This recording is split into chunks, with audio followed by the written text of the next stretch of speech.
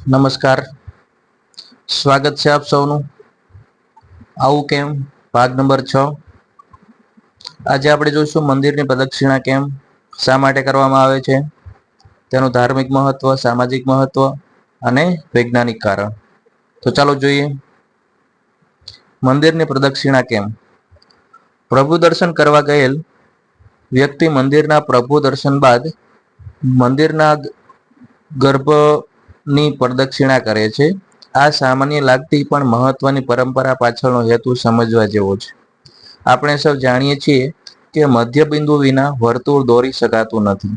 આપણા જીવનનું મધ્ય બિંદુ કોણ? જવાબ એક જ છે, તે છે પરમ કૃપાળુ પરમાત્મા.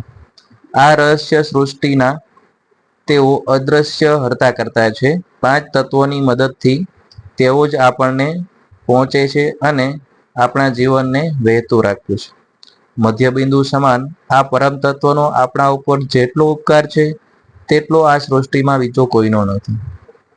તેથી આ મધ્ય બિંદુને કેન્દ્રમાં રાખીને આપણે તેની પ્રદક્ષિણા ફરી તેના ઋણનો નમ્રતાપૂર્વક સ્વીકાર કરીએ છીએ.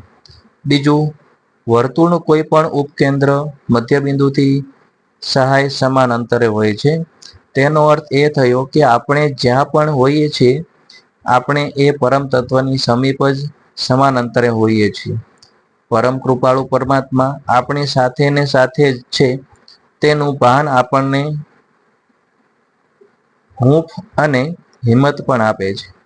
આ થઈ ધાર્મિક દ્રષ્ટિએ પ્રદક્ષિણાની સમજણ. વિજ્ઞાનની દ્રષ્ટિએ વિચારીએ તો જ્યારે આપણે મંદિરમાં જઈએ છીએ ત્યારે સંસારના નાના મોટા વિચારોથી ઘેરાયેલા હોઈએ છીએ. પરંતુ પ્રભુ દર્શનથી તે વિચારો ધીરે ધીરે દૂર થાય છે. પરંતુ જેવી આપણે પ્રદક્ષિણા ફરવા માંડીએ છીએ એટલે શરીર અને મન લયબદ્ધ બને છે.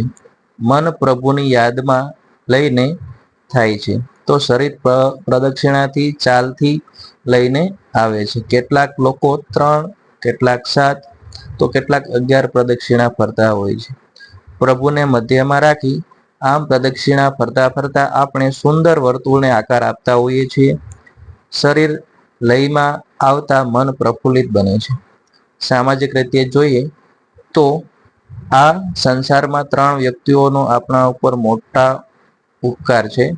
તે છે માતા પિતા અને ગુરુ. માટે તો કહ્યું છે માતૃદેવો ભવ, પિતૃદેવો ભવ અને આચાર્ય દેવો ભવ. આ વાતને ધ્યાનમાં રાખીને આપણે માતા પિતા અને ગુરુની પ્રદક્ષિણા કરીએ છીએ. ભગવાન શ્રી ગણેશ એ માતા પિતાને પ્રદક્ષિણા કરેલી તે કથા જાણીતી છે.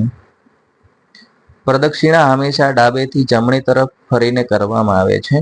કારણ કે જમણી બાજુ એ શાસ્ત્રમાં અને શરીર શાસ્ત્રમાં મહત્વની સમજાવવામાં આવી છે. એટલે જ્યારે પ્રદક્ષિણાનો એક ચક્કર પૂરું થાય છે ત્યારે જમણી તરફના અંત ભાગે આપણે સમ પર આવીએ છીએ. પ્રભુના દર્શન પણ આપણે જમણી તરફ ઊભા રહીને કરીએ છીએ. અંગ્રેજીમાં પણ જમણાને રાઈટ કહ્યું છે. તેનો બીજો અર્થ થાય છે સાચું. પ્રદક્ષિણા પાછળનો હેતુ મન અને શરીરને પ્રભુ શક્તિમાં લીન કરી લયબદ્ધ બનાવવાનો માનવામાં આવે છે. શુભ ભાવનાથી કરેલી પ્રદક્ષિણા મન, શરીર બંને માટે ખૂબ લાભદાયી છે. તો આજે બસ આટલું જ. આશા રાખીએ કે આપ સૌને મંદિરની પ્રદક્ષિણાનું કારણ છે સમજાઈ ગયું હશે. મળીશું આવા જ ટોપિક સાથે, નવા વિડીયો સાથે. ત્યાં સુધી જય હિન્દ, જય ભારત.